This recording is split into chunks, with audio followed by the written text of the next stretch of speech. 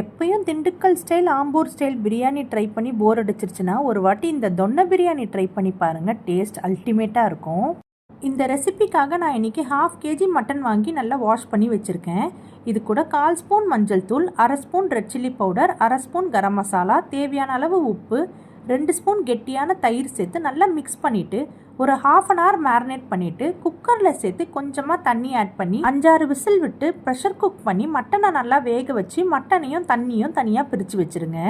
அடுத்து ஒரு கடாயில் 2 ஸ்பூன் எண்ணெய் சேர்த்து நல்லா சூடானதும் பிரியாணிக்கு சேர்க்குற ஹோல் ஸ்பைசஸ் எல்லாம் சேர்த்துட்டு கூடவே 1 ஸ்பூன் சோம்பு, 1 ஸ்பூன் மிளகு, 1 பெரிய வெங்காயம், கைப்பிடி அளவு சின்ன வெங்காயம், கொஞ்சமாக இஞ்சி, பூண்டு, 4 பச்சை மிளகாவை நல்லா வதக்கிக்கோங்க.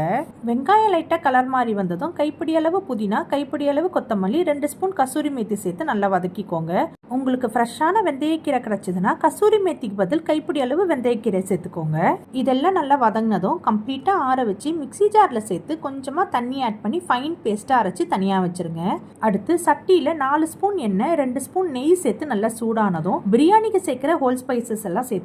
சோம்பு, பட்டை, லவங்கம், ஏலக்காய், கல்பாசி தான் சேர்த்துருக்கேன். இது கூடவே ஸ்லைஸ் பண்ணி வச்சிருக்க 2 வெங்காயத்தை சேர்த்து மீடியம் ஃப்ளேமில் வச்சு வெங்காயம் நல்லா கலர் மாதிரி வர வரைக்கும் வதக்கிக்கலாம். அடுத்து அரைச்சி வச்சிருக்க இந்த கிரீன் மசாலாவை சேர்த்து நல்லா கலந்து விட்டு சைடெல்லாம் எண்ணெய் பிரிஞ்சு வர வரைக்கும் வதக்கிக்கோங்க.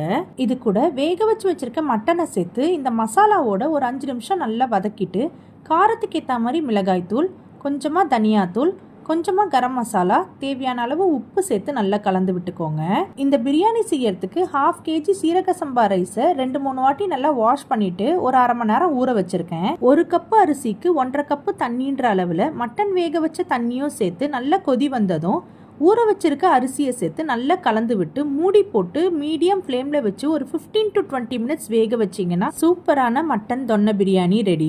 நான் இன்னைக்கு 1/2 kg மட்டனுக்கு 1/2 kg ரைஸ் யூஸ் பண்ணியிருக்கேன். இதே மாதிரி மட்டனோட வெயிட்டுக்கு ஈக்குவலாக ரைஸ் யூஸ் பண்ணுங்க. டேஸ்ட் ரொம்பவே நல்லா இருக்கும். இதுதான் ஃபர்ஸ்ட் டைம் நான் தொன்னை பிரியாணி ட்ரை பண்ணுறேன். கசூரி மேத்திலாம் யூஸ் பண்ணுறோமே, டேஸ்ட் எப்படி இருக்குமோன்னு யோசித்தேன். ஆனால் டேஸ்ட் அட்டகாசமாகவே இருந்தது.